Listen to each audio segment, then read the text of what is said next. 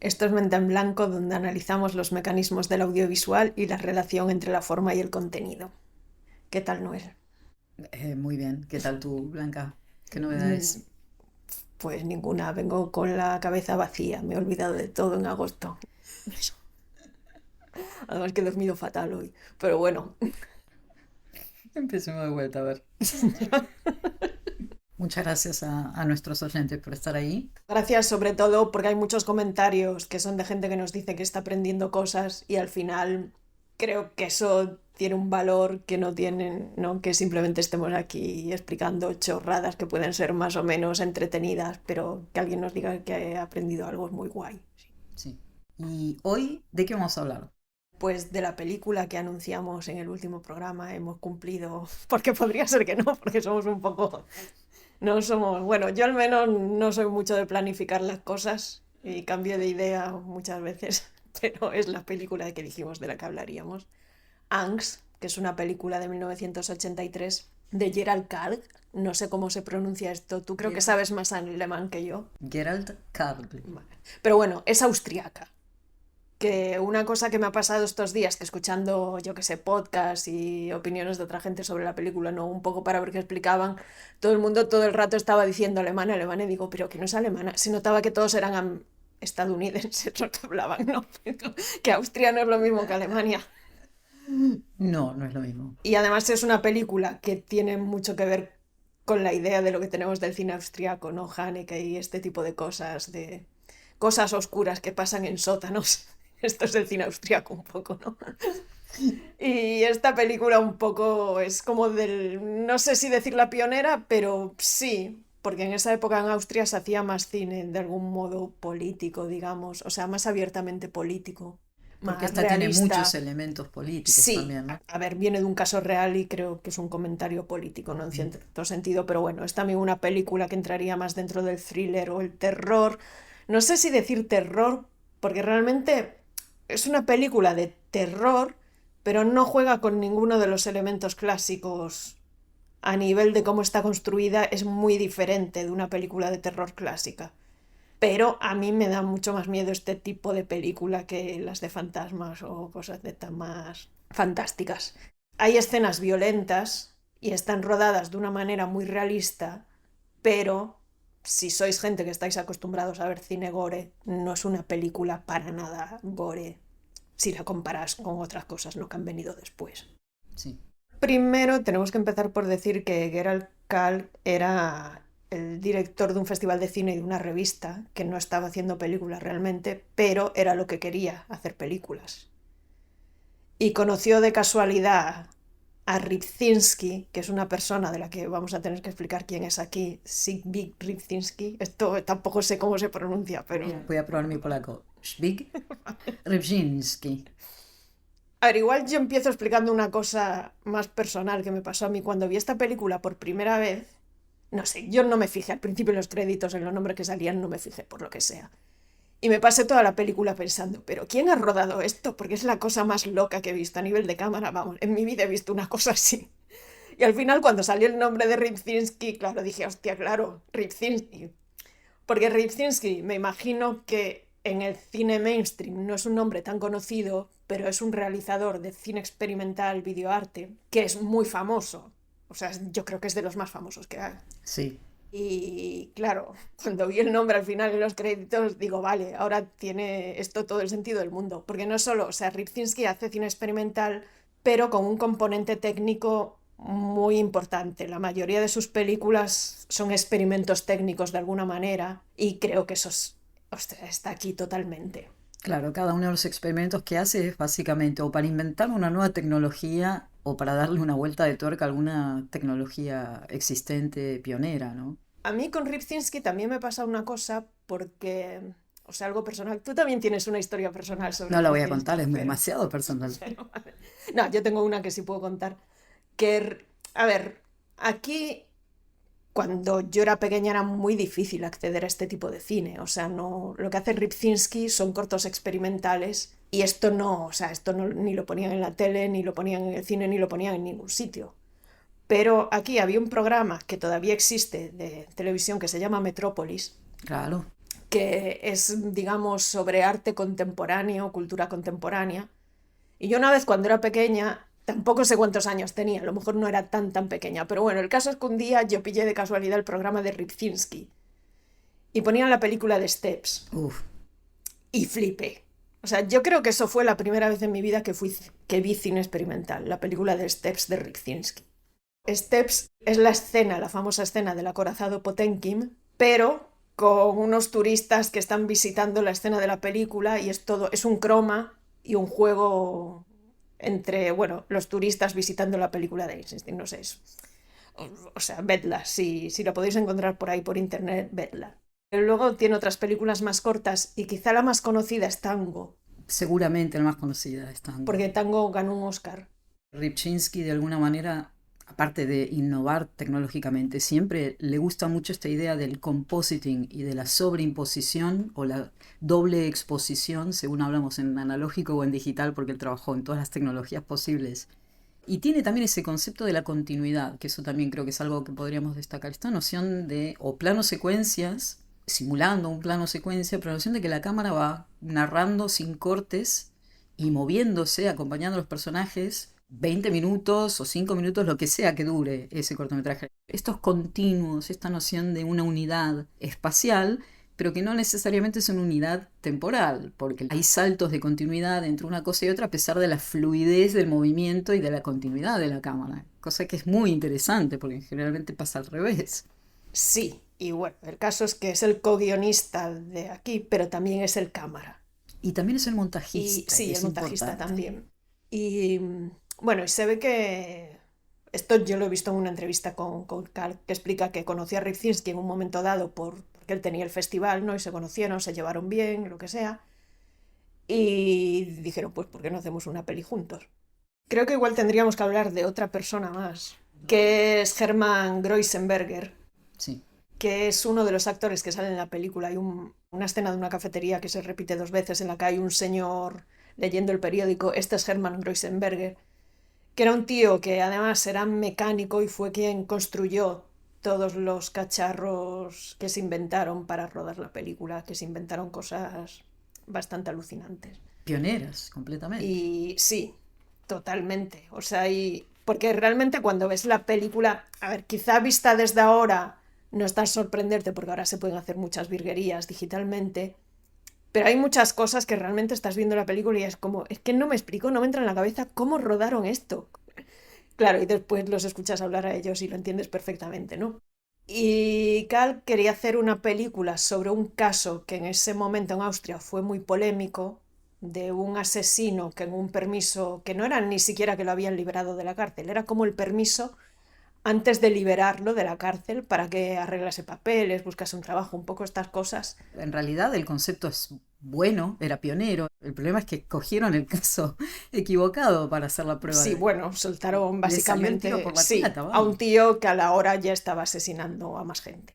Y fue muy polémico en ese momento, hasta el punto que Gerald bueno, Rybczynski estaba en Polonia y tenemos que pensar también que en esta época Polonia estaba todavía en la dictadura comunista.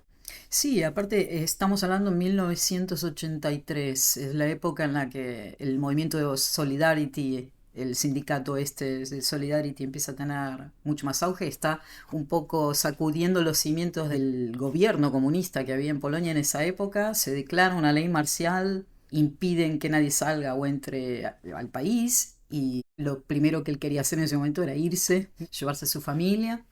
Y surge esta posibilidad de conseguir un contrato, ¿no? Por parte de Carl para poder irse a Austria a hacer esta película. Sí, un poco un contrato un poco inventado porque no tenían un duro para hacer la película, Aún ¿no? así, Carl le pagó los Sí, honorarios, sí, la casa, o sea, de su y propio sí, sí. bolsillo. O sea, él se pudo ir gracias a Cal. Pero bueno, que no tenían un duro. Que Cal lo que hizo fue pedir préstamos por todas partes. Como colateral, ¿sabes qué puso? La La casa de casa sus de sus padres. padres.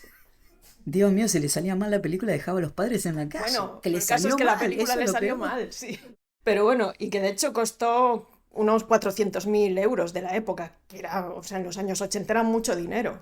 Sí, para un largometraje es nada, igual, ¿no? Sí, a ver, es poco Pero dinero es un para un cortometraje largo, pero experimental, para nicho. endeudarte 400.000 euros es mucho dinero.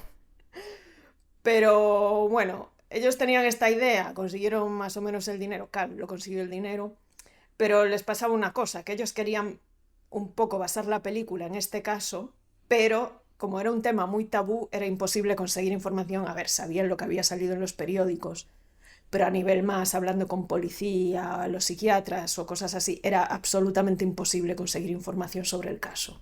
Entonces Ripzinski cuando llegó, pues un poco dijo, a ver, pues buscamos otra información, ¿no? Y entonces en realidad la película, aunque se basa en este caso, está más o menos inspirada en tres asesinos distintos. Este austriaco, Werner Kniesek, que fue arrestado en 1980. sí. El vampiro de Düsseldorf, el de las películas, bueno, el de la película de Fritz Lang. Sí, Peter Köthen, un alemán.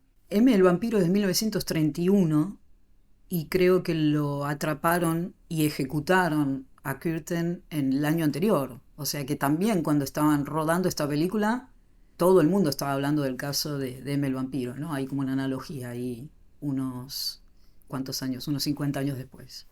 Pues hay un tercero que ahora no me acuerdo, era también uno de Nuremberg, no sé, algún, el carnicero de, bah, no sé, uno de estos típicos de, que mezclaron un poco la historia de los tres porque no tenían realmente material suficiente para hablar solo de... Y de hecho los monólogos que dice están sacados del caso del vampiro de Düsseldorf, que justo da la casualidad de que en ese momento en los 80 había salido hacía poco un libro como con todos los escritos de los psiquiatras que habían hablado con él y parte de los monólogos sale de ahí, ¿no? O sea que están mezclando cosas diferentes pero todas que vienen más o menos de casos reales.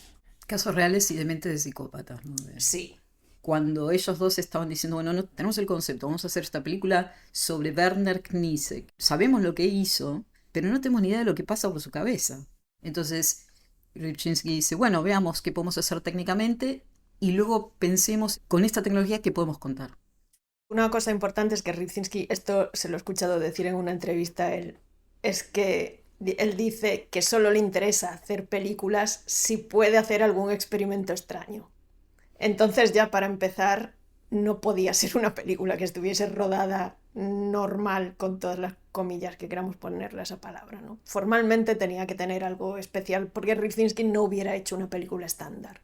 Nunca, a pesar de que ahí dependía en ese momento su vida, literalmente. Claro, es una película que está hecha tanto desde lo formal, desde cómo se mueve la cámara, que es una película en la que cómo se mueve la cámara Lo es todo. es todo, sí. Que es el caso perfecto para nosotras tratando de analizar cómo se puede contar con puesta en escena, ¿no?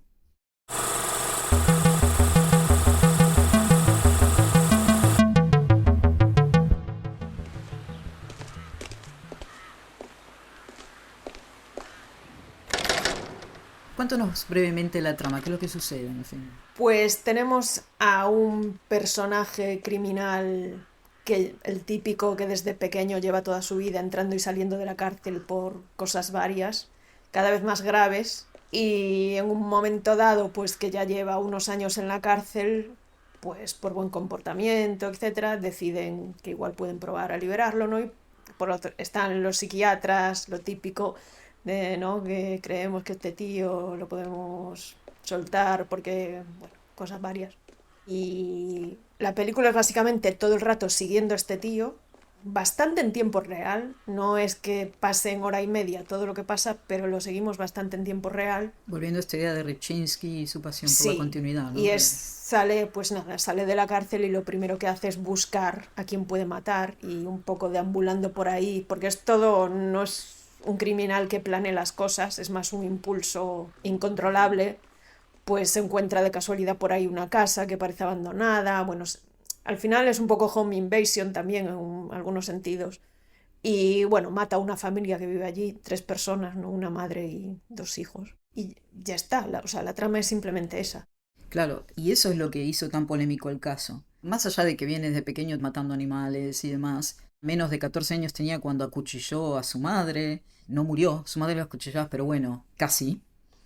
Lo sentenciaron a 10 años de prisión, salió, estuvo con un amante mucho mayor que él, que era masoquista, entonces le enseñó un poco el placer de torturar a gente y demás. Una psique que se va pervirtiendo cada vez más, que asesina a una actriz, realiza un montón de crímenes y entra y sale de la cárcel como si fuera la casa de verano, en un momento en el que asesina a una mujer mayor, bueno, le dan 10 años de prisión.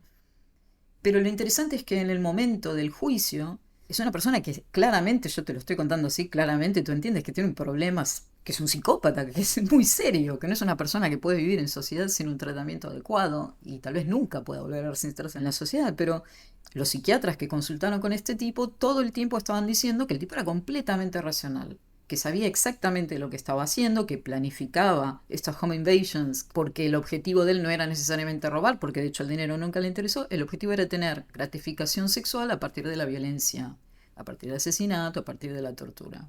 Y eso es una motivación. Nunca existe un asesinato sin motivación. Eso es lo que dice el psiquiatra del caso, ¿no? Porque no puedes entender que haya una persona que quiera asesinar sin motivo alguno. Entonces, no hay que mandarlo a psiquiátrico, hay que mandarlo a una prisión y que cumpla la sentencia como cualquier persona racional que comete un crimen. Esta parte de la historia, la psique y el fallo, terrible fallo del sistema judicial y del sistema de salud de Austria, son las cosas que tanto a Karl como a Ripczynski les interesa hablar, ¿no? Esto lo que provoca es que en esta película hay muchas voces. Tenemos en un momento voces, como tú decías al inicio, de documentos del psiquiatra, aburridísima técnica, leyendo un reporte policial, haciendo la biografía de una manera muy objetiva, en tercera persona, de este pobre muchacho, y pasamos luego a recuperar el punto de vista de primera persona, a través de la voz en off, del propio asesino. Sí, porque una cosa importante es que es una película en la que prácticamente no hay diálogos. Es casi todo la voz en off del asesino, las cosas que va pensando mientras va haciendo lo que va haciendo. Exacto, yo creo que tal es así que me parece que hay dos actores por personaje, el que pone el cuerpo y el que pone la voz, para que te des una idea del poco diálogos que hay. Sí, es que no hay casi diálogo.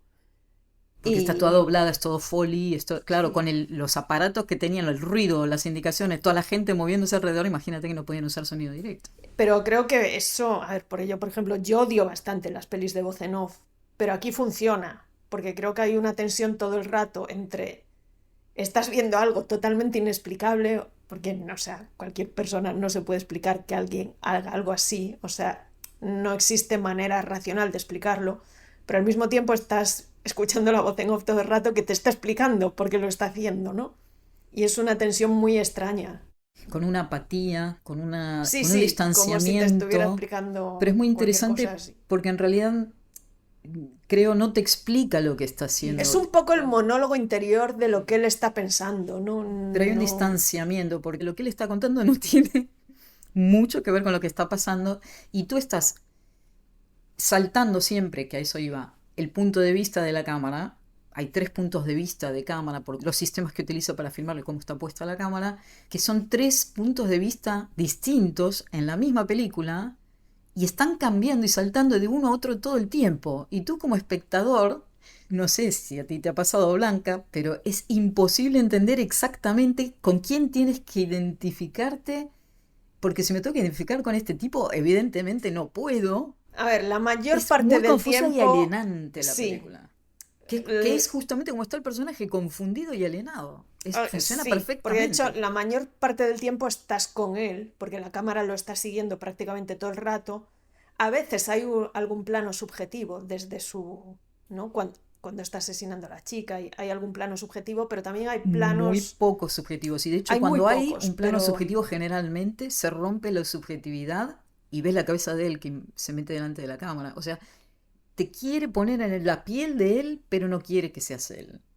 Entonces, es una cosa que ningún director hace. O no me quieres en la piel de él y filmas de una manera mucho más documental y objetiva, o me quieres en la piel de él y me pones la cámara subjetiva y ya está. Pero esta ruptura y este ir y venir de los puntos de vista es tan desconcertante y es tan vivencial y alienante que cuenta muchísimo más que cualquier cosa que esté en el guión, porque estás viviendo esa confusión, estás viviendo realmente lo que sucede en estas situaciones donde es todo gratuito, no hay explicación, no hay discurso que pueda justificar nada de esto. a ver, además también creo que pasa otra cosa. También hay otra tensión muy fuerte entre dos cosas muy contradictorias, que es que a nivel de estético, de imagen, digamos, es una película muy realista, muy naturalista, pero luego los movimientos de cámara son totalmente locos. Y entonces también ahí hay una contradicción muy alienante también, porque no es porque es muy raro. Normalmente una película de este tipo podríamos compararla, no sé, con Henry Retrato de un asesino, es igual con la que más se ha comparado, ¿no? Está rodada de una manera mucho más estándar. Pero luego, claro, te mete esta cámara, estos movimientos de cámara como tan absolutamente fuera de sí, que es, no sé, hay una contradicción tan heavy que cuando estás viendo la película es que te está descolocando todo el rato. Y eso es parte de lo que ellos, desde la forma, logran transmitir, ¿no? Porque esto con el guión es imposible lograrlo. Ripchinsky decía, lo más transgresor de esta película es que es una película de un asesino serial, un psicópata, y con el único personaje con el que podría llegar a empatizar o identificarte es con el asesino, por cómo está filmada. Porque no sabemos nada de la familia, no sabemos nada de las víctimas, los encontramos ahí de casualidad como él los encuentra de casualidad. Estamos con él todo el tiempo. Y eso es realmente alienante, porque evidentemente no puedes identificarte con esta persona, más allá de que la cámara no te deja.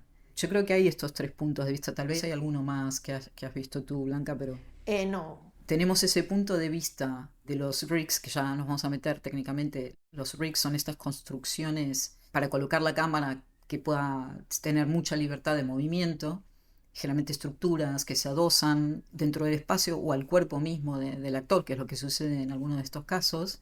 Entonces tenemos una cámara que está muy cerca del personaje, que el mismo personaje lleva encima, con lo cual la cámara se mueve con el movimiento del personaje. Parece casi como cuando se usa estabilizador y clavas al personaje y se mueve todo. Sí, aquí hay una cosa, que no es solo que se mueva con él, es que a veces gira alrededor de él, además de moverse con él.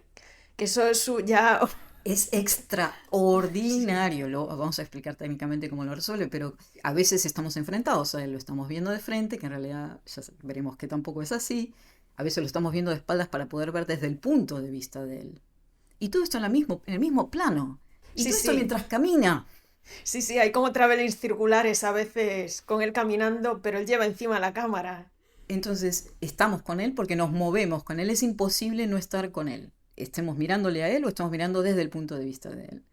Luego tenemos a veces las mismas acciones repetidas desde otro punto de vista, una cámara que es mucho más objetiva, no exactamente objetiva, pero una cámara quieta, estable. A veces los personajes miran la cámara, incluso casi documental, tal vez, no sé cómo describirla. Es que después de ver lo otro, parece documental, ¿no? Una cámara de cine normal, digamos, ¿no? Con una posición y angulación normal. Y después tenemos unas posiciones también en vista de tercera persona, pero como más vista de ave, casi como vista desde arriba, cenital, en donde tienes la posibilidad de poder observar al personaje de cuerpo entero, cosa que obviamente cuando él lleva la cámara sobre el cuerpo es imposible, desde arriba y estudiarlo desde arriba de una manera muy objetiva.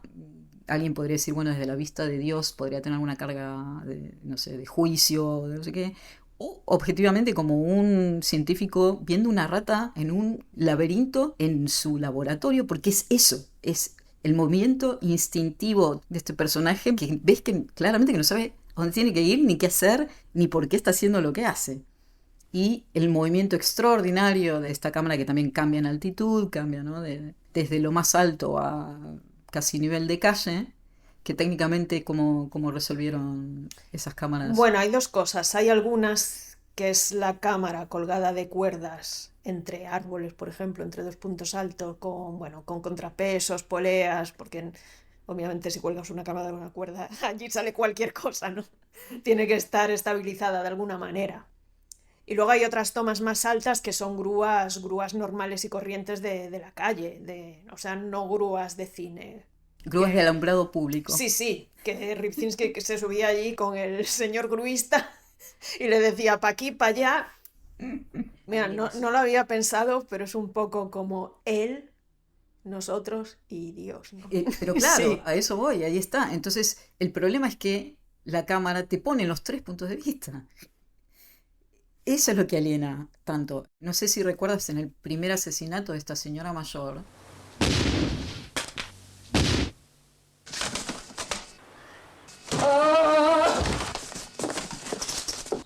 Dos veces se filma, porque una la vemos desde el punto de vista de él y otra la vemos desde el punto de vista cenital. Y primero no entiendes si es que ha disparado dos veces o dices, no, pues la mujer ya estaba en el suelo. Lo que quiere decir es que todos estos códigos, como buena película experimental, los tienes que ir descubriendo a medida que ves, que es lo más fantástico de esta película.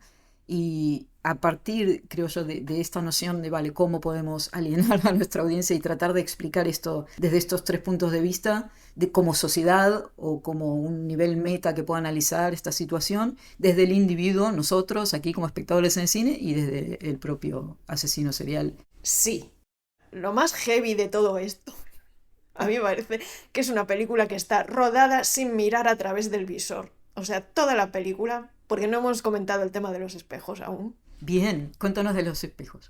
Toda la película está rodada a través de espejos, toda. El tema, yo lo que le he escuchado explicar a Ripzinski, creo que tú también viste esa entrevista, es que había algunas escenas que la única manera de rodarlas era a través de un espejo para conseguir ciertos efectos de perspectiva o que pareciera que la cámara estuviera como detrás de una pared o a través del suelo y este tipo de cosas. Entonces la cámara, en vez de enfocar directamente a los actores, lo que sea, pues estaba enfocando un espejo que estaban reflejados los actores. Pero el tema es que hacer unas escenas así y otras normales luego les resultaba muy complejo a la hora de revelar la película y todo esto, porque claro, rodar en un espejo, obviamente las escenas están del revés y luego eso hay que volverlo a poner del derecho. Sí, a veces la cámara está arriba, filmando un espejo que está al ras del suelo, el espejo está inclinado para filmar los pies del personaje, ya imaginas que la imagen va a salir boca abajo. Entonces tenían que filmar con la cámara boca abajo para que cuando la reveles la imagen queda boca arriba. Claro, O y sea, no es hacer, solo la sí, simetría derecha-izquierda, digamos, es también arriba-abajo. o sea, que era muy complicado hacer unas... A ver, si ahora en digital sería mucho más fácil, pero en esa época era muy complicado estar todo el rato, revelar unas escenas de una manera, otras de otra. Bueno, total, que decidieron rodar toda la película a través de un espejo. Así la Y invierten esto, solo una vez. claro, así lo tenían que tratar todas las imágenes de la misma manera. E incluso un Y plano sencillísimo que podría sí, filmar un primer plano a la chica, no tienes que filmarla a través de un espejo. Yo creo que no filmaron toda la pelea. Me imagino que hay algunos planos que la simetría poco importa si se rompe. bueno, no lo sé. Él lo que decía era esto. Sí, se me Luego, que sea ocurre. cierto, no lo sé. Yo todas las fotos que he visto del rodaje son con la cámara enfocando un espejo. Todo esto al final es un artificio técnico, ¿no? Pero una película que va precisamente de no ser capaz de entender a un sujeto que esté todo rodado a través de un espejo, o sea, es que es absolutamente brillante. Pero a Totalmente. través de un espejo y a ciegas, o sea, porque la mayoría de artilugios que usaban para rodar o con las maneras que estaba colocada la cámara era imposible que Ripzinski estuviera mirando a través del visor para encuadrar. Lo que pasa es que Ripzinski era un tío que tenía mucha experiencia y sabía más o menos, ¿no? Pero está rodada prácticamente toda la película sin mirar a través del visor de la cámara. Claro, a veces se puede intuir cuando hay planos donde se le corta la cabeza Claro, al... hay por ejemplo una escena en la que sale corriendo por el bosque.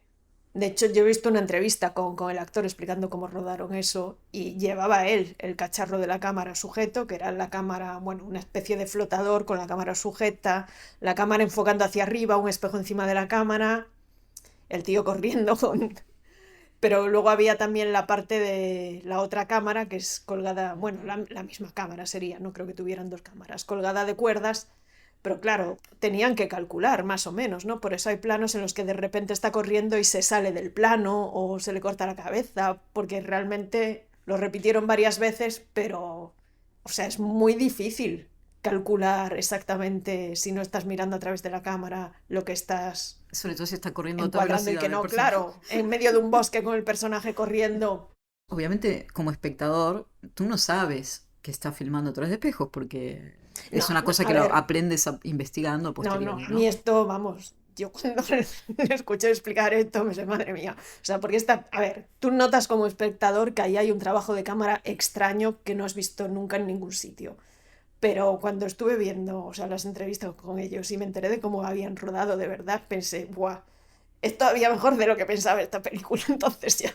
Esta capa de filmar no al personaje, el primer plano del personaje desde frente, es filmarlo desde un espejo agrega una mediación más a este proceso de alienación, que ni siquiera estás viendo la realidad. Está todo mediatizado por un espejo que lo invierte todo.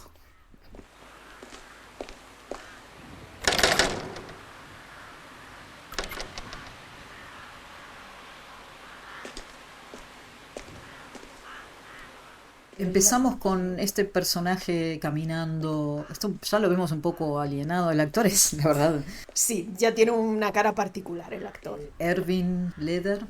Este tío está caminando por la calle y siempre vamos con él a la misma distancia de él, básicamente su busto. Vemos los árboles detrás, un poco de la ciudad detrás, ¿no? Y él nos va arrastrando, prácticamente. Sí, yo creo que también aquí hay un tema de que, o sea, estos movimientos de cámara muchas veces están como pegados a él, tienen que ver con que él no se puede escapar tampoco de sí mismo. O sea, nosotros estamos ahí, pero él tampoco tiene manera de escapar de eso, de lo que le pasa, sea lo que sea, ¿no? Por poca explicación que tenga, no puede escapar. ¿Cómo se estructuró la cámara en este tipo de planos donde siempre tenemos la misma distancia del personaje y podemos rodearlo 360? A ver, yo he visto dibujos y fotos.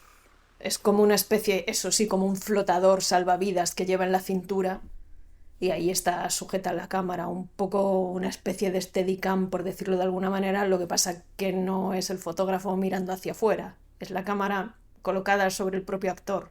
La cámara está como por encima un poco de su cabeza, pero como está reflejada en un espejo, lo que vemos es más, digamos, al actor de cintura para arriba un poco. Yo en las fotos que he visto, en estas del flotador, el espejo está colocado justo encima de la cámara, como inclinado. Adosado. Sí, Y a este flotador se le agrega una estructura circular, un anillo que tiene como un riel, por donde puede circular una ruedecilla, digamos, un sistema de... sí, el tema es que la cámara no solo lo puede seguir, sino que también puede hacer un traveling a su alrededor, todo En con la cámara 360. encima, sí. O sea, está como buscando algo, pero como de una manera como caótica, no sabes muy bien qué está haciendo. Este es el cold open, así abre la película, ningún Sí, título, sí. nada. Entramos en esta escena en la calle. Creo que hay un momento que vemos que lleva una pistola. Está en una zona medio boscosa, pero que hay casas, digamos, chalets, Residencial. sí, residencias así bien, ¿no? De algún barrio así un poco pijo. Y está buscando alguna puerta abierta para entrar en algún sitio. Hasta que encuentra una casa, una puerta abierta y entra. O sea, encuentra abierta la puerta de fuera del jardín, digamos. Y llama al timbre de esta casa Nosotros estamos por sobre su hombro. y abre una mujer, una señora mayor. Cruzan como dos palabras. ¿Qué dos palabras? No sé, ella le dice algo en plan, Ja? sí, no sé qué quieres, y él le dice, te voy a disparar o algo así, ¿no? Ich schieße jetzt. Y ahora dispara, ahora me toca disparar. Y le dispara y ya está, así tal cual. Y la acción se repite 2 veces. Aquí es cuando vemos ya el primer desdoblamiento de este punto de vista de la cámara. ¿Y una vez que le dispara? Salta directamente a la otra escena, ¿no? Sí, Que él no- se va, no tenía ninguna Sí, intención de que invadir no- el hogar ni nada, sale. Sí, sí, es como totalmente aleatorio y fortuito. Sí. Er versteckt sich und kehrt um 2 Uhr früh an den Tatort zurück, wo er von der Polizei verhaftet wird. Y la segunda escena ya no tiene nada que ver con esto, es como un intento de racionalizar lo que ha pasado, ¿no? Es imagen documental, listas de elementos, es como la voz de un psiquiatra explicando no sé qué. Sí, explicando que lo detuvieron esa misma noche Sí. porque volvió a la escena del crimen, el tonto, no sé qué quería hacer. A las 2 de la mañana lo atrapó la policía, que estaba ahí obviamente Sí. investigando. Pero bueno, son un montón de fotos y de imágenes documentales, digamos, policía, psiquiatras explicando un poco qué ha pasado. Das Gericht bestellt einen Psychiater, seinen Geisteszustand untersuchen zu lassen.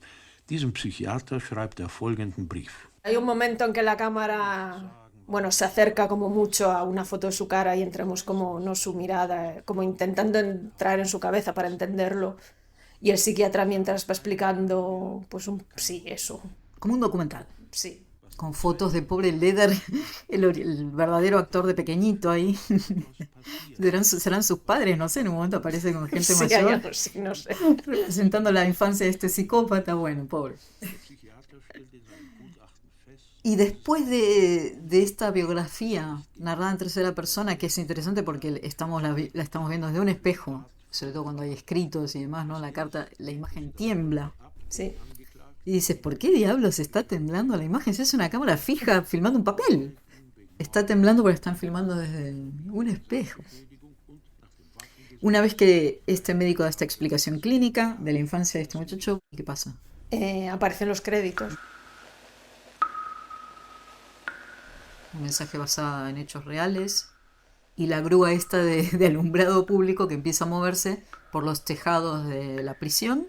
Palomas volando, ¿no? Un plano hermoso, y a medida que va descendiendo, vemos que en realidad son los tejados de una prisión totalmente cuadrada con las ventanitas y las rejas y los prisioneros ahí caminando por el patio. El sonido es un goteo. Sí, como un goteo de grifo abierto en el vacío, en un sótano. Sí, algo un poco green y como ruido de viento, de desolación. Y llegamos a la voz en off de él, primera persona, la voz de él que está comiendo una sopa o algo así. Sí, y aquí hay un momento en alguno de estos planos del principio que está él con la cámara ahí pegada, que él dice literalmente que el impulso de torturar a una persona es algo de lo que no podía deshacerme. Y es como, igual que de la cámara, no puedes deshacerte de ella, está ahí como en tu cara. Sí. Excelente. Das Gefängnis ist zwar dazu da, dass man sich bessert, aber diesen Zwang, einen Menschen zu quälen, den habe ich nie ablegen können. Cuando está contando él un poco lo que ya hemos oído, pero desde primera persona, él se está afeitando, como si se estuviera mirando en un espejo. Y yo digo, quiero ver ese espejo. El espejo está 2 metros a la derecha, no hay ningún espejo frente a él. Él no se podía afeitar frente al espejo, claramente. Entonces damos la vuelta 360 alrededor de él y no hay ningún espejo devolviéndole la imagen. Somos nosotros, es la cámara. Una cosa que no hemos dicho es, esto es una curiosidad más que nada, ¿no? Que es la prisión de verdad donde estaba él encerrado, porque no los dejaron visitarlo a él en ningún momento, pero Rybczynski y Cal dijeron un día, vamos a ver la cárcel, a ver cómo es, por ver un poco la cosa, ¿no? Y estaban mirando por allí, y a ver esta puerta, a ver el patio. Cerradura, miraban, sí, por el ojo de la cerradura, y de repente viene el director y le dice, ¿y vosotros quiénes sois y qué hacéis aquí, no? Y le explicaron un poco la historia, y el tío les dijo, bueno, pues si queréis venir a rodar. Y está rodada en una cárcel, o sea, en la cárcel de verdad. En la cárcel donde sí. Nice todavía está encerrado, la misma prisión donde él está encerrado. De este señor aprendieron cuál era el procedimiento por el que pasó Nicek exactamente para darle la libertad de permiso. Sí, no sé. Que está desnudo, lo revisan, le dan la ropa, le dan las pertenencias con las que entró, que tenía un maletín en ese momento. Sí, un traje de hace 10 años. Sí, exacto, de hace 10 años. Y lo liberan. Me gustan mucho 2 cosas de ahí. Una es que son justo las 12, que es un poco la hora de los fantasmas, ¿no? Es de día, no son las 12 de la noche, pero tiene el punto este de, ¿no? De la peli de miedo del reloj que da las 12 campanadas y empiezan a pasar cosas chungas. Es que la medianoche para esa familia empezó ahí, el momento que pero además es un plano cenital como bastante heavy, o sea, y se ve cómo atraviesa, ¿no? El umbral de la puerta de la cárcel, la última puerta no tiene tejado, es como una muralla después de un patio. Y es como que atraviesa el umbral, ¿no? Y es, no sé, es como muy de peli de terror, de casa de fantasmas. De los 80, ¿no? Sí. Totalmente. Dentro de la prisión también hay un plano que me encanta. Cuando él está saliendo, nosotros vamos casi desde el nivel del suelo, otra vez gracias a que tenemos un espejo, porque es imposible poner la cámara a esa altura. Vamos siguiéndolos detrás a él que va con el guardia y se abre una reja para dejarnos pasar. Pasamos, pero la segunda reja que se abre, a la cámara no la deja pasar. Ellos pasan y se nos van, a nosotros nos dejan fuera. Y la cámara se y se levanta para intentar ver qué hay del otro lado. Sabemos que lo vamos a seguir y vamos a aprender todo, pero no vamos a aprender nada. De hecho, hay cosas en las que la cámara no tiene acceso y no va a poder nunca entrar. Cuando sale, dice, finalmente libre. No tengo la cita textual, pero en un momento dice, bien, llegó el momento de buscar mi próxima víctima. Sé que eso es lo que va a pasar, que voy a matar a alguien. La diferencia es que ahora voy a intentar que esta vez no me atrapen, porque es tan estúpido que cada vez que hace algo lo atrapan. Cruza la calle, ahí ya entramos al punto de vista de este circular rig, sí, de este salvavidas, digamos. Caminando, sí. Hay que decir que hay muchos de estos planos que en realidad no explican nada. Ya decíamos al principio que hay bastante tiempo real y a veces hay algunas acciones que podrían ser perfectamente un plano de un segundo de transición o lo que fuera, pero que de repente tienes al tío ahí caminando un minuto porque sí.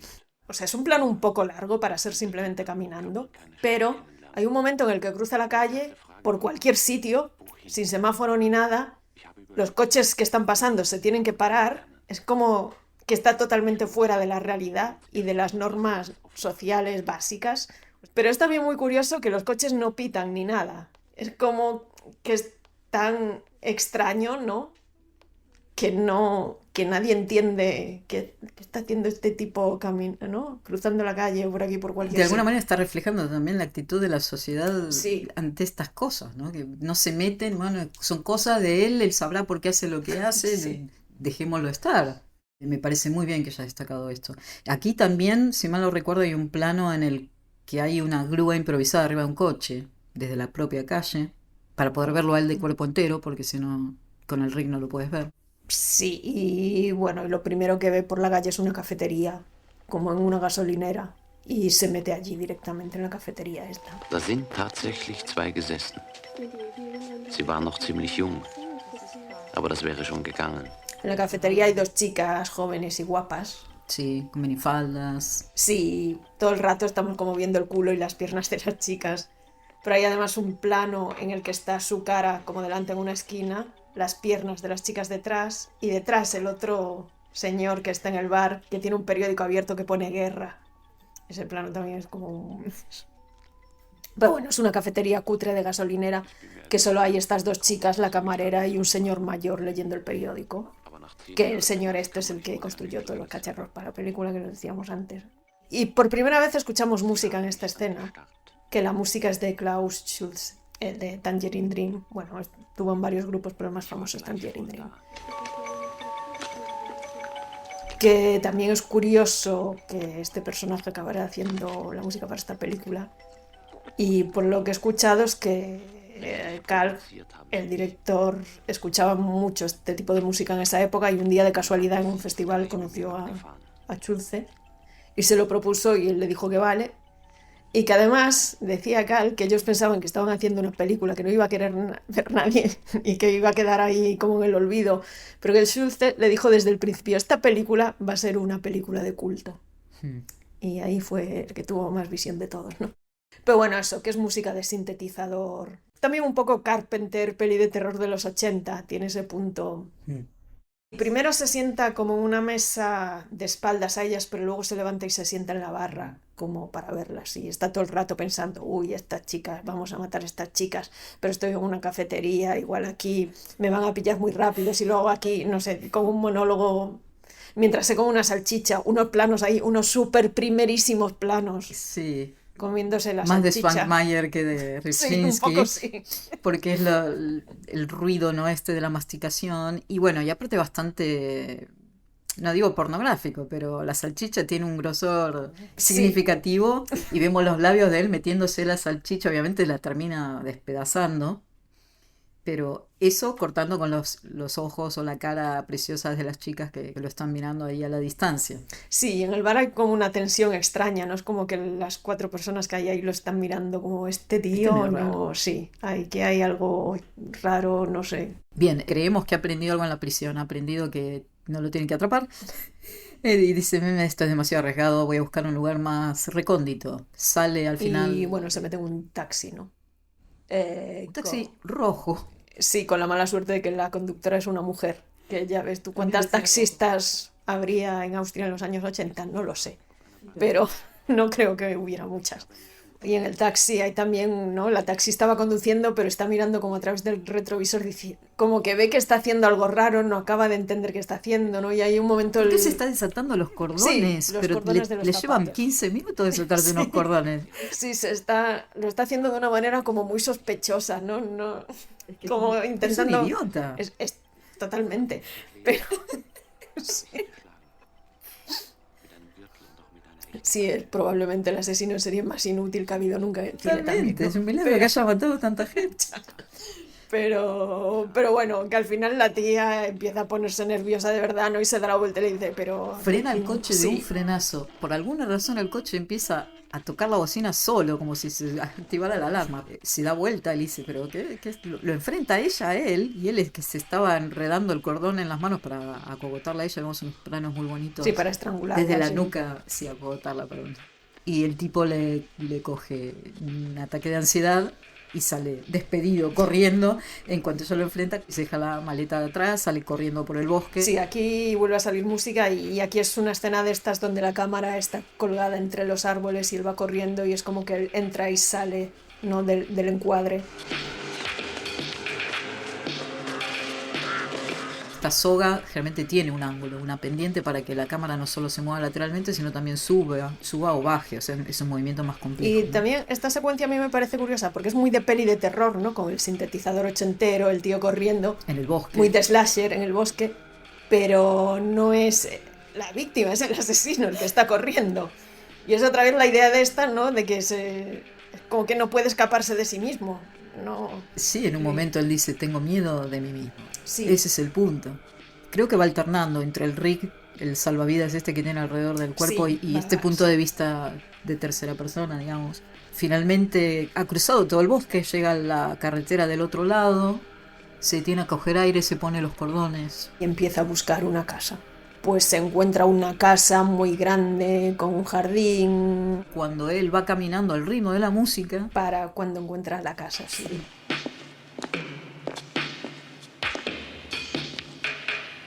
entramos en esta casa, Sí, que de entrada... entramos en el jardín, quiero decir, ¿no? Sí, Porque es un sí, caserío sí, es una casa con un jardín muy grande. con Y una empieza- laguna artificial. Empieza a mirar un poco las ventanas, a ver si hay alguna puerta abierta. No acaba de tener muy claro si en la casa hay alguien o... Hay muchas hojas secas en el jardín, parece un poco descuidado el exterior, parece realmente un poco abandonada por fuera. Esta laguna, estanque, está seco. Sí, una casa grande, típica chalet sí, con habitaciones, 2 pisos, un campo muy grande, que incluso tiene sótanos, veremos más tarde. Bueno, y es un poco como que no acaba de tener claro si en la casa hay alguien o no hay nadie, parece que no hay nadie, bueno. Primero estamos como 5 minutos rodeando la casa con él. 2 vueltas le damos a la casa, creo, porque pasamos 2 veces por el mismo punto, la misma puerta de entrada. Hasta que en un momento él dice, vale, sí, estoy seguro aquí, los árboles me tapan, no va a pasar nada. Rompe una de las ventanas y entra. Que es muy interesante este 360 de la casa.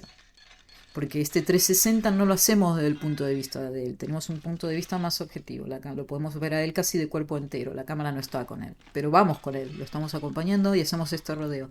Y este movimiento de 360 de la habitación es tan espectacular porque a veces lo vemos desde un punto objetivo. Y cuando vemos del punto de vista de él, él está fijo y se mueve. El espacio es alrededor, y a veces se mueve la cámara y el espacio es alrededor. Entonces es como muy interesante estos 360 para él tratando de entender dónde está y de alguna manera recibir alguna pista de dónde está. Por eso hablaba del laberinto antes, ¿no? Como que de alguna manera lo que se le presenta físicamente lo va conduciendo a esta casa. Ok, tengo que matar a alguien en esta casa. Ah, vale, acá hay una ventana, vale, voy a romper esta ventana, ¿no? Es la inevitabilidad de una estructura ajena a él, la estructura de la ciudad, la estructura de la casa, que de alguna manera lo conduce a hacer lo que él hace por instinto, no por motivación interna. Entra en la casa y la casa no tiene nada que ver el interior con el exterior. Me sorprendí, está habitada, está bien amueblada. Bueno, tiene alguna cosa extraña, como una cama en medio de... un colchón en medio del Primero es salón. extraño, Luego entendemos por luego qué. entiendes pero... por qué, sí. Pero hay un contraste, ¿no? Entre fuera y dentro. Bueno, y aquí de repente se da cuenta de que hay alguien en la casa. Pero es una persona en silla de ruedas que además entendemos que tiene algún tipo de discapacidad, no solo física, sino también psicológica, porque no, o sea, dice una palabra, ¿no? Como cuando lo ve, pero no... ¿Qué palabra? Papá, papi. O sea, pero es alguien que no puede defenderse, está claro. Sí, está paralítico, ¿no? Y no entiende nada de lo que está sucediendo. Sí, de ahí tiene sentido que haya un colchón en medio de... porque no puede subir con las escaleras, no la silla. Está vestido como muy elegante. Solo lo dejaron en la casa, pobre. Entendemos que en esa casa vive alguien más porque no es posible que ese hombre viva solo. Tiene que haber alguien que lo cuide. Pero de entrada tampoco pasa nada, ¿no? Porque no hay la urgencia de hacer algo con este personaje porque no puede defenderse ni puede llamar Porque por no teléfono entiende ni aparte, puede... no puede tener miedo. Sí, Lo que él quiere es que sus víctimas tengan miedo de él. Ahí es cuando, subiendo las escaleras, pensando que tal vez hay alguien arriba, dice, tengo miedo de mí mismo. sí, porque no hemos dicho que Angst significa miedo, entre otras cosas, y en la película él, en los monólogos que hace, es una palabra que usa varias veces. Claro, en alemán Angst es miedo, pero después esa palabra, supongo que por Freud, no sé, se fue internacionalizando para significar muchas cosas, como una angustia casi existencial, ¿no? Una angustia de la que desconoces el motivo, la razón. Recuerda cómo su abuela lo encerró durante toda una noche a oscuras en una habitación. Pensó que lo quería matar, que lo iba a matar del miedo. Y él decía, me encantaría matar a la gente del miedo, ¿no? Que es un concepto que luego él recupera al final de la película. Gira por la casa, la cámara gira con él o alrededor de él. Vamos del frente a la espalda, mira por la ventana y llega un coche blanco, conducido por una mujer con gafas y una señora mayor, Sí, que hay tenemos una que es su chica madre. joven y una señora mayor, sí, una hija y su madre. Y él dice, qué suerte, 2 chicas y un tipo que no se puede defender. Perfecta, la situación perfecta, mi plan va a funcionar de maravillas. Las mujeres bajan con bolsas de la compra, la joven deja a la señora mayor, a su madre, entrar sola en la casa porque se va a aparcar el coche. La mujer suelta un perrito salchicha. Que es el perrito de Ripsinski, que se llamaba Cuba. Cuba, el perrito de Ripsinski, aparece en otras películas de él. A modo anecdótico, en realidad la familia real que asesinó Knisek tenía una mascota, porque es interesante que tú dices, vale, lo primero que va a hacer es matar al perrito porque a este le encanta torturar y matar animales, pero el único que sobrevive es el perrito en la historia. Y dices, qué raro, ¿no? Que este personaje deje vivo al perrito. En realidad en la historia de Knisek tenían un gatito de mascota. Lo que pasa es que es muy difícil filmar con gatitos, hacer lo que se les canta. Los perritos son más accesibles, sobre todo si es tu propio perrito. ¿Y cómo vas a matar a tu propio perrito? Obviamente el tipo lo destrozó al gato. Más bien que no sobrevivió, pero bueno. El perrito es inofensivo, es un perrito Sí, salchicha. es un perrito se hace salchicha amigo, pequeño. vamos. Bueno, está un poco como de testigo que no sabe muy bien qué está, porque no hace Como realmente nosotros. nada el perro, está como mirando qué Sin pasa, entender. sin entender nada, no. Exacto. El perro salchicha huele que hay algo medio raro y empieza a subir las escaleras en paralelo, porque todo esto va en paralelo, estos 3 personajes y él escondiéndose, ¿no? La mujer deja el coche en el garaje, el perrito se encuentra con este hombre y no sabe, no ladra, ¿no? Lo mira como diciendo, ¿quién será? Y cuando entra la madre, el hombre este en silla de ruedas le dice, he visto a papá o algo así. Dice, ay, no seas idiota, que papá ya no vive acá hace mucho tiempo. Aquí hay varias escenas, bueno, un poco primero como los 3 deambulando por la casa, ¿no? Cada uno a su rollo, porque uno está en la cocina, otro va a hacer esto, va a hacer lo otro. La chica va a abrir el baño para bañarse y él está como detrás de una pared, ¿no? Pero es todo como muy lento, no es una película de sustos y de... En los momentos que hay música no está colocada para darte el susto típico del thriller, es otra cosa. Bueno, y en este un poco de ambular por la casa, al final la madre ve que hay una ventana rota, que está el suelo lleno de cristales, y empieza a sospechar que ha entrado alguien en la Te la casa. regalo, ¿eh? Silvia. Llama a la hija, Silvia, para contarle, ¿no?, lo que ha encontrado. Y ahí es cuando finalmente se revela el personaje del psicópata, que le llamamos psicópata porque no tiene nombre en la película. Y se abalanza sobre la joven y ahí empezamos con la batalla entre él y esta familia que curiosamente no pone... A ver, porque la madre podemos entender que es una señora mayor, que está enferma, pero la hija, bueno, la ata de una manera súper extraña como a una puerta. La pega con cinta adhesiva a la Sí, manija de una como con puerta. espadradrapo o algo así, no sé, le ata como una pierna. Que es real, ¿eh? Así es como Nisek la ató. Sí. Eso es lo curioso. O sea, es todo como Totalmente muy improvisado. Sí, muy improvisado y raro, porque ni siquiera dentro de la lógica de un asesino está haciendo cosas que tengan lógica, está haciendo todo como de cualquier manera. Es todo como muy raro y además eso, como que es bastante en tiempo real y de repente hay como forcejeos, ¿no? Súper largos, haciendo cosas absurdas. Sí, porque ella, la joven no grita, no pone... A ver, yo que no grite, supongo que puede tener cierta... A ver, en parte por el shock puede ser, pero también entendemos que están en un sitio donde Nadie por los va a mucho que escuchar. grite no la van a escuchar, porque la casa que está más cerca, hay jardines, no sé, no está tan cerca. O sea, hay casas, no es que sea una casa aislada en el monte, pero están alejadas. Pero sí, luego ella coge un cuchillo, ¿no? Consigue coger un cuchillo, Con la pero boca, porque estaba sí, maniatada también. El cuchillo que él sí que dejó dejó por allí en el al lado de suelo. ella en el suelo. Sí. Brillante el muchacho. Luego con la madre tiene ahí un forcejeo que de repente, de un plano a otro, la cara la tiene totalmente blanca. Es como así. En el forcejeo le saca la dentadura postiza a la Sí. mujer. Sí, la dentadura postiza se la lleva el perrito, salchicha. Se la mastica, le Sí. encantan los dientes. De repente En la cama, sobre el catre Sí, este que hemos sobre el visto, catre forcejean, que es bastante angustiante ese momento en la película, por eso le tira encima. En el caso de Sí. Niesek, aparentemente el verdadero Niesek abusó también de la madre y las torturó a las dos. Una madre que debe tener 70 años. Sí, es o una más. señora mayor, no Sí. sé, pero... A ver, no... Pues es una peli de los años 80, igual tenía 60 y nos parece que tenía Eso es verdad. 75, ¿no? Pero bueno, es una señora mayor. Y en un momento dado es como que de repente él no quería matarla, pero de repente la señora está muerta porque quería hacer más cosas con ella, pero de repente... No, y la hija le dice que está enferma, que toma pastillas, que no, como en plan que le dé una pastilla, que no... Pero Que eso la también señora pasó está en el muerta, caso real. sí. Él le dio las pastillas, le dio 20 millones, el frasco entero prácticamente para resucitarla. Más bien que así no la vas a resucitar. A todo esto, el que estaba en la silla de ruedas se ha como ido, ha intentado subir las Sí, él escaleras. lo arroja al suelo. Sí, es toda una cosa como muy absurda.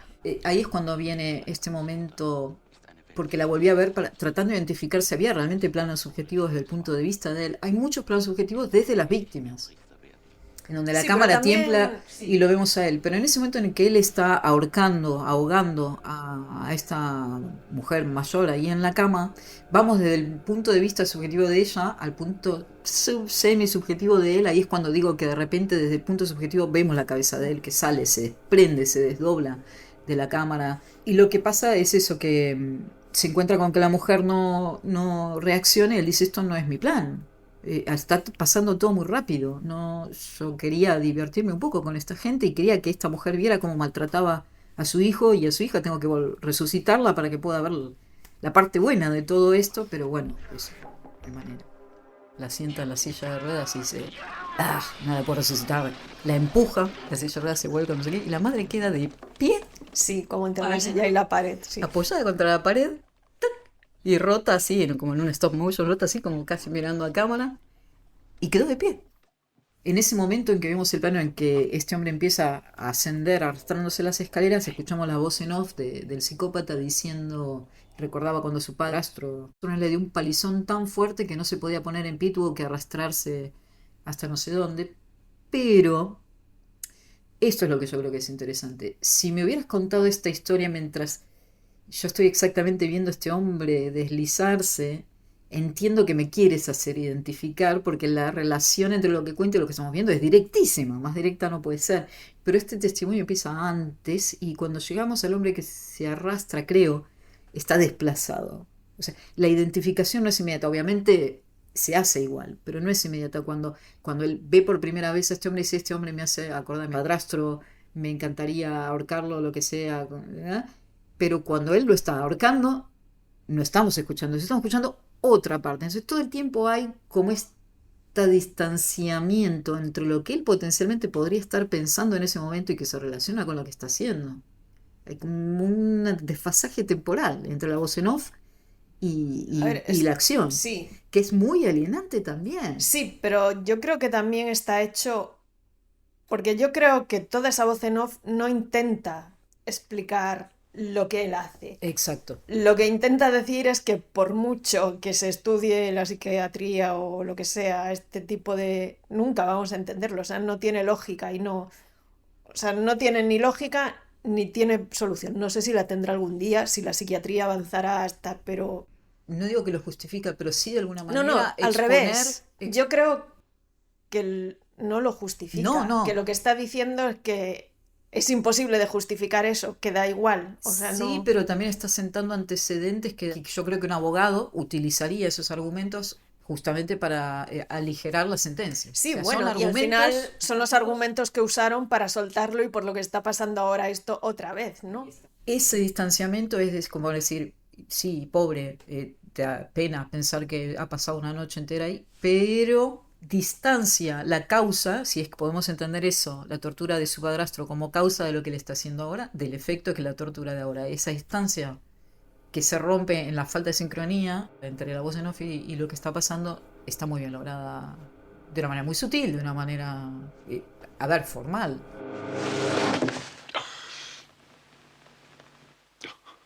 Él se deja caer contra la pared y cae en el suelo y está totalmente sudado. Primerísimos planos de las gotas de sudor, Sí, de la que saliva pasa, dentro sí, de su boca. pasa todo relativamente rápido, pero al mismo tiempo te da todo el rato la sensación de que cuesta matar. O sea, aquí matar no es tan fácil como en las pelis de terror. O sea, No, no, es porque como... estos tres que parecen inútiles se Sí, les sí, están moviendo, o sea, le están complicando las cosas. Uno sí, se le escapó, está subiendo por la escalera arrastrándose. pero que La tienes, otra o se pone sea, el que cuchillo notas, ¿no? Que los cuerpos pesan, que es difícil, ¿no? Que no es tan y fácil que se como... mueve y Sí. no te no, te la complican. Al joven de la silla de ruedas no lo encuentra por un lado, sospecha que ha subido por las escaleras, llega al último piso, al lavabo, lo encuentra el psicópata ahí y que Bueno, aquí yo creo que lo interesante de esto es que lo intenta matar estrangulándolo, pero no, o sea, no es capaz. Es como que le cuesta un montón. el hombre tampoco pone ninguna resistencia y Blanca, ¿notaste que mira a cámara? Y a mí me mató verlo mirar a cámara, no porque esté mirando a cámara pelando a mí. Quiero saber qué has pensado tú en ese momento, pero yo lo que sentí es, obviamente no es un actor que es parapléjico y que tiene algún problema mental, está claro que es un actor que está haciendo ese papel, pero que está mirando a la cámara como si no supiera que no puede mirar a la cámara. Como que realmente puede tener un problema, pues es el único que mira a cámara, realmente puede tener un problema intelectual. Está tan bien hecho que juega con ese nivel meta, es decir, es tan tonto que no sabe que no puede mirar la cámara. Es brillante, porque te coge todavía más dolor como diciendo, ¿de verdad hicieron esta toma con una persona así? No puede ser. Obviamente no es así. Lo piensas un poquito fríamente y dices, no, pero está muy bien hecho, porque son un par de veces que me hace la cámara como diciendo, ¿qué está pasando? Qué mejor manera para reflejar ese estado de confusión. Y como no lo puede ahorcar con su pajarita, le hunde la cabeza en la bañera que ya estaba llena de agua en ese momento, y otra vez se desdobla la cámara y tenemos planos por debajo, por dentro de la bañera, debajo del agua, donde vemos a este hombre largando el aire, las burbujas y demás, y saltamos a un plano fuera objetivo, digamos, de nuestro asesino, sosteniéndole con toda la rabia, con toda la furia la cabeza de este hombre para ahogarlo y haciendo una analogía otra vez con su padrastro, ¿no? Y dice, perdí el control, esto es una catástrofe. Está pasando todo demasiado rápido, no lo estoy disfrutando. Y bueno, ahora ya es como que se ha hecho de noche y falta la chica más joven. Silvia se escapa, la desata él. Sí, Porque dice, con esta chica creo que me voy a divertir, la desata. sí, debajo de la casa hay como un túnel. Pero espera, antes de eso ella se escapa, cuando la desata, ella se esconde. Creo que es importante. Toda la película tiene luz natural. Y en un momento cuando él mata a la mujer, a la madre con la silla de ruedas, la silla de ruedas se lleva por delante una lámpara de suelo que había. Y de repente toda la casa queda a oscuras. Toda la casa, ¿no? El living que tenía esa lámpara. Toda la casa que hemos visto iluminada todo el tiempo queda completamente a oscuras. La cosa es que él empieza a buscar a Silvia encendiendo fósforos. Él está agachado como si fuera un primate. Está devolucionando con el fuego, buscándola a esta mujer, y ahí tenemos unos destellos de luz naranja, amarilla, recreando el fósforo, ¿no? del fuego. Y la mujer en silencio, otra vez escondida, tratando de que no la atrape, y caminando como un simio, diciendo solo la palabra du, que suena también como, ¿no? Muy, muy básica, tú, ¿dónde estás? Básicamente.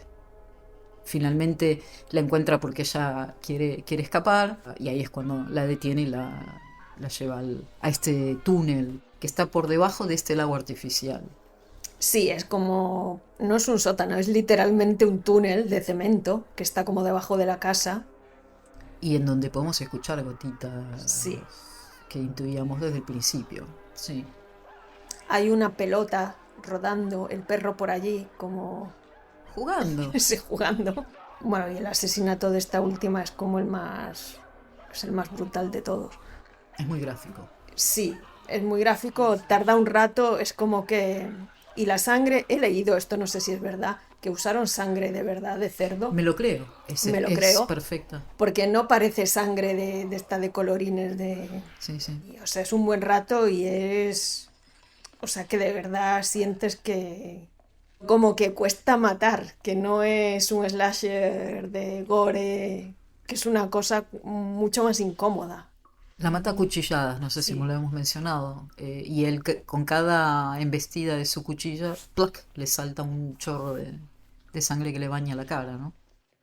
No es como la escena de la madre, pero sí vemos por sobre el hombro de él a la mujer que cada tanto, perdiendo la vida, cobra de repente un poco de sentido para verlo a él y vuelve a perder el sentido. Una cosa es realmente hiela la sangre.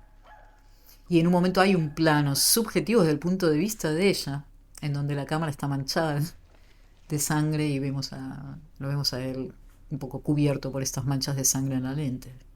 O en el espejo, supongo. Sí, y le chupa luego la sangre, que esto es por el vampiro de Düsseldorf. Le chupa bastante Sí, se de la pone a carótida. chuparle como el cuello y sí. Y ahí como a restregarse contra ella. O sea, es obvio que hay un componente sexual raro en todo esto que hace. Y bueno, aquí que ya están los tres muertos. Vomita la sangre en un momento. Sí, hay un momento que... Dice, ¿qué estoy haciendo? Se me fue la olla, ¿no? Sí, bueno, no sé si es lo peor de todo lo que hace, pero... ¿Pero qué es esto? Esta no me la esperaba ni yo. Y vomita la sangre, sí, está totalmente confundido. En éxtasis. Sí, se va a buscar, ¿no?, el coche para... Ahora, Pasa la noche ahí. sí, Pasa la noche a ver, acostado porque- sobre ella. Sí, In- no tiene mucho sentido nada de lo que hace, ¿no? Porque llegados a este punto, lo lógico es que huyese, pero no quiere irse sin los cadáveres, porque le da una especie de excitación extraña, ¿no? Claro. Tiene que llevárselos con él. Y bueno, así que se va a buscar el coche para llevarse los tres cadáveres. Lo vemos salir del túnel con el punto de vista Dios, el punto de vista ave, digamos, el más elevado de todos. El científico viéndolo otra vez, actuando como un ratón en el laberinto, que lo vemos bien, va a prueba una puerta, no, por aquí no sabemos qué está haciendo, no tenemos idea de lo que está haciendo. El que no lo sabe ni Ni él, no, evidentemente. Estamos desde esa cenital muy, muy alta. Ahí es cuando vemos, joder, mira lo que es esta casa, ¿no? Ahí es donde reconocemos que este espacio está debajo de este estanque, lago artificial y demás. Sí, porque de hecho era una casa de verdad, no era decorado, recreado, no, era todo en la casa de verdad. Bueno, sí, empieza a meterlos en el maletero, que es como también, madre mía, lo que cuesta meter unos cadáveres en un maletero. Y también, yo digo, ole, Mercedes-Benz, qué maletero, donde puedes Que poner caben tres muertos, ¿no? cuerpos. Yo digo, ¿pero qué coche es ese? ¿No? Sí. Estos alemanes, ¿cómo saben? Pero sí, a mí lo que más me sorprende de esa escena es lo que le cuesta, o sea, no meterlos porque sea pequeño y no quepan, por lo que le cuesta arrastrarlos y subirlos a los tres allí al maletero. Hay que destacar la actuación de los muertos, ¿eh? Desde luego. Porque no es nada fácil. Al hombre que se supone que no puede mover las piernas, lo arrastra, lo hace bajar las escaleras con la cabeza ahí. Sí, no son muñecos, son los actores. No, son los sí. actores. Ahí destacar también el Foley, que creo que Rybczynski también lo destaca.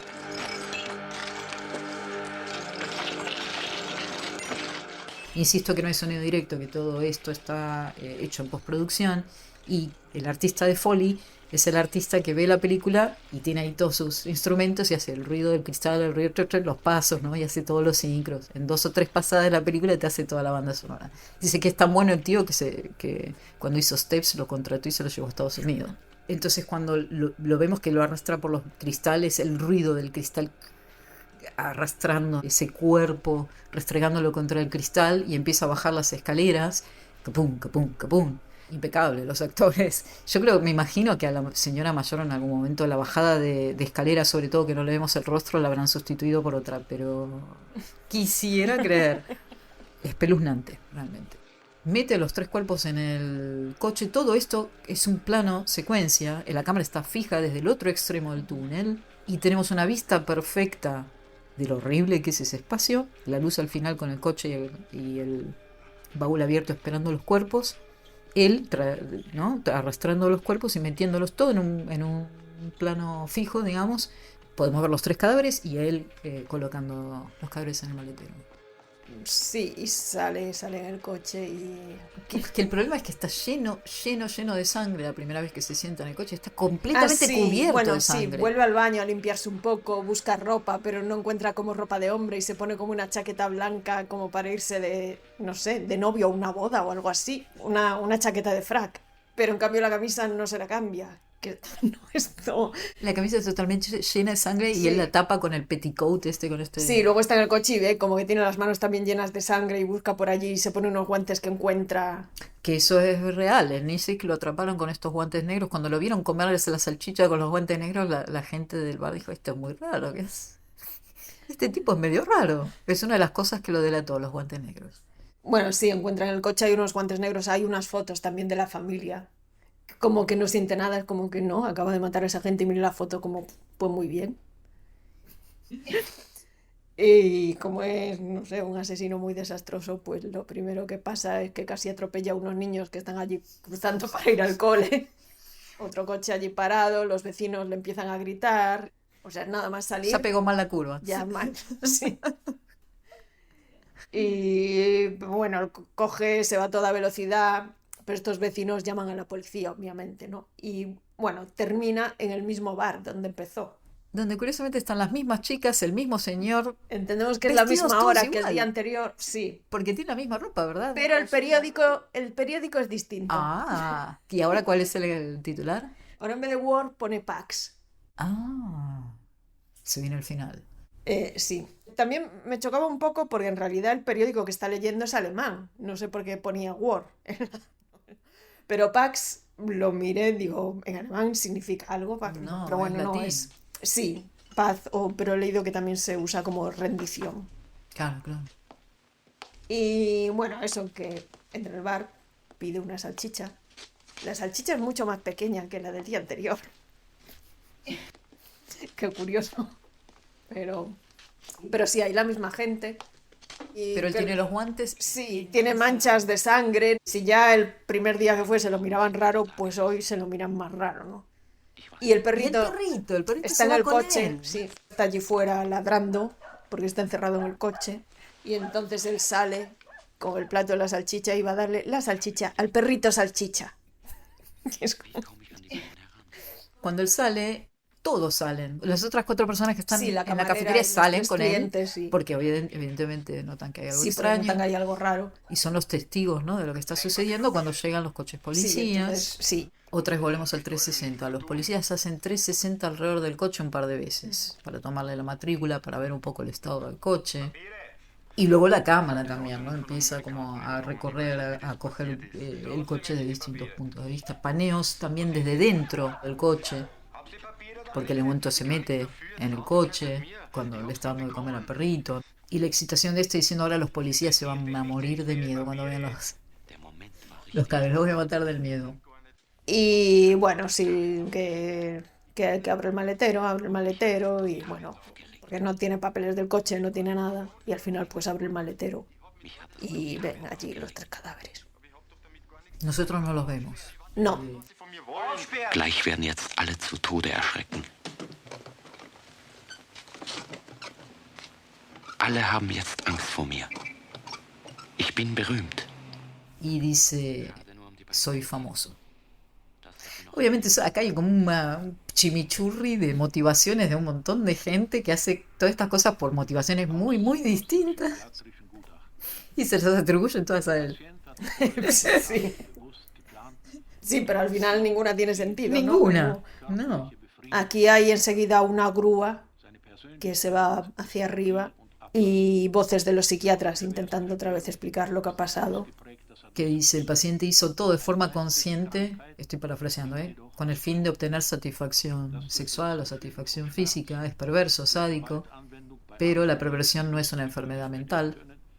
Se puede ser sano y ser sádico, con lo cual es un 100% responsable de sus actos, sentencia prisión perpetua.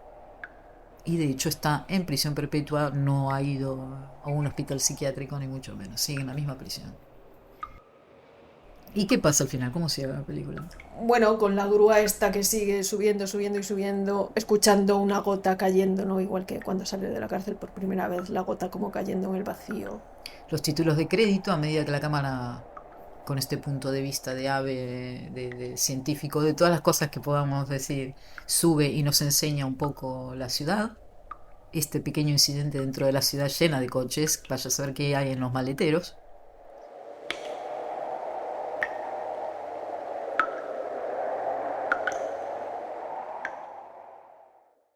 Bueno, hay que decir que la película no tuvo ningún éxito ni llegó a ninguna parte en ese momento, porque solo se estrenó prácticamente en Austria y en Alemania. En Austria fue bastante polémica por una mezcla, no solo por el tema que trataba, también porque en esa época el cine de terror estaba visto como, o sea, como muy mal visto, no podían ser películas, ¿no? Es también un poco la época del Satanic Panic y de todas estas cosas, ¿no? De que si ves pelis violentas, escuchas heavy metal, vas a acabar matando, no sé. En Gran Bretaña la censuraron, en Estados Unidos solo se estrenó en algún cine X porque era triple X, solo podía ponerse en cines porno. ¿Cómo Eh, recuperas tu dinero? claro. Y luego ya en países tipo España ya ni hablar. Era absolutamente imposible que esta película recuperase el dinero. No, De hecho, a día de hoy creo que todavía no. no recupero el dinero. Se lo he escuchado decir a él en una entrevista que nunca recuperó el dinero que se gastó en esta película. Lo que pasa que lo que hizo después de esto fue meterse a trabajar mucho en publicidad, que es una industria que en esa época se pagaba bien, y fue pagando las deudas a base de hacer anuncios, documentales y Sí, buenas noticias, sus padres tienen todavía. todavía la casa. No los desalojaron, sí. Pero nunca volvió a hacer otro largometraje de ficción y nunca se recuperó el dinero de esta película. Y eso que esta película ahora es una película de culto, pero claro, las películas de culto, por muchos DVDs que vengan, no sé, tienes que vender muchos DVDs, vamos. Podemos hablar un poco del impacto que ha tenido en realizadores En realizadores que la vieron en VHS en los años 90. cuando eran Sí. jóvenes Sí. y estaban buscando un lenguaje propio, dijeron esto es extraordinario, como Gaspar Noé, ¿no? Sí, Gaspar Noé ha copiado muchas cosas de aquí. Em, También Henry Retrato de un asesino, a ver, visualmente no tiene nada que ver, pero viene de aquí también.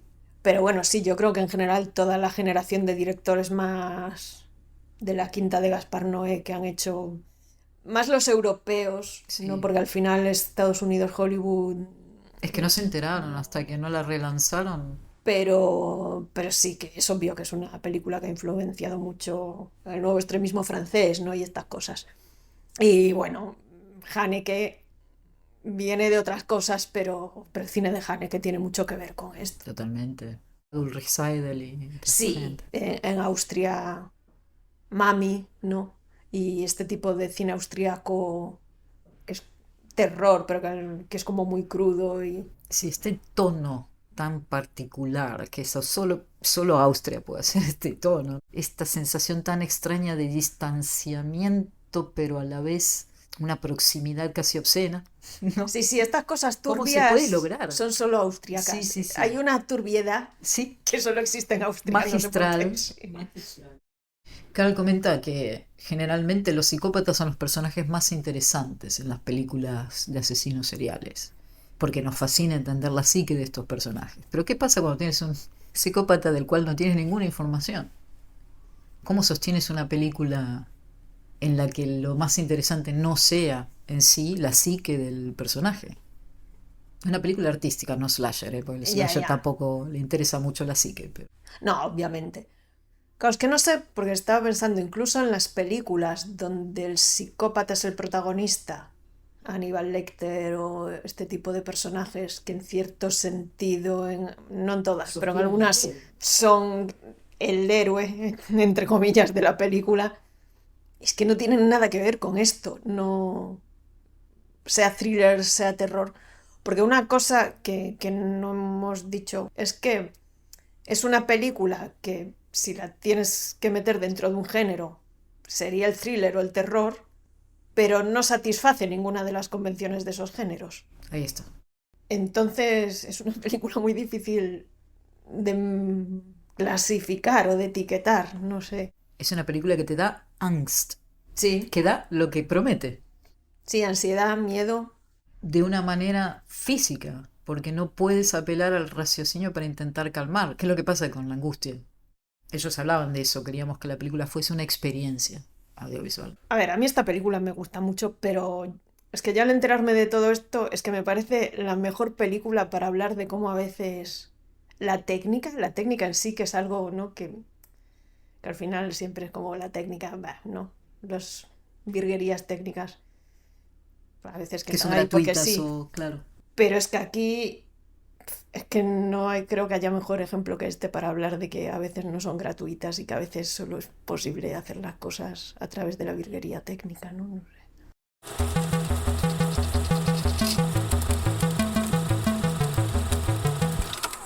Y para continuar nuestra nueva tradición, vamos a anunciar, Mira que lo pensé ayer, ¿eh? Dije, no sabemos de qué película vamos a hablar. la próxima película así ya, exponiéndonos, ¿no? No hay Igual, marcha atrás. sí, ¿Cuál va a ser? no lo sé. No, no. Paramos la cinta y Sí, paramos la y cinta. Estoy vieja, pensamos, ¿eh? no sé. Bueno, después de haber apagado la cinta y discutir unos 10 minutos, ¿a qué conclusión hemos llegado, Blanca? Pues que siempre decimos que queríamos hacer alguna de Powell y Pressburger, que de hecho de Powell y Pressburger se podrían hacer casi todas. Tienen Todas. algunas, bueno, tienen algunas un poco más de encargo que no son tan buenas, pero hay muchas de Powell y Pressburger que podríamos hacer. Pero la que a mí más me gusta, no sé si será la que a ti te Estoy de gusta más acuerdo. también, es Narciso Negro. Black Narcissus del año 1947 de Michael Powell, Emmerich Pressburger. Supongo que está producida en Inglaterra, ¿no? Sí, Os recordamos que tenemos la web mentaenblanco.com, que podéis poneros en contacto por email a info@mentaenblanco.com o bien dejarnos comentarios en cualquiera de las plataformas donde nos escuchéis. Y ya sé que es el típico mensaje y es muy aburrido, pero nos da mucha alegría cuando nos enviáis algunos comentarios y nos hacéis sugerencias y bueno, que estáis invitados siempre a ponernos en contacto, a abrir la conversación. Y Blanca, como siempre, muchísimas gracias por todo y nos a ti. vemos en 15 días.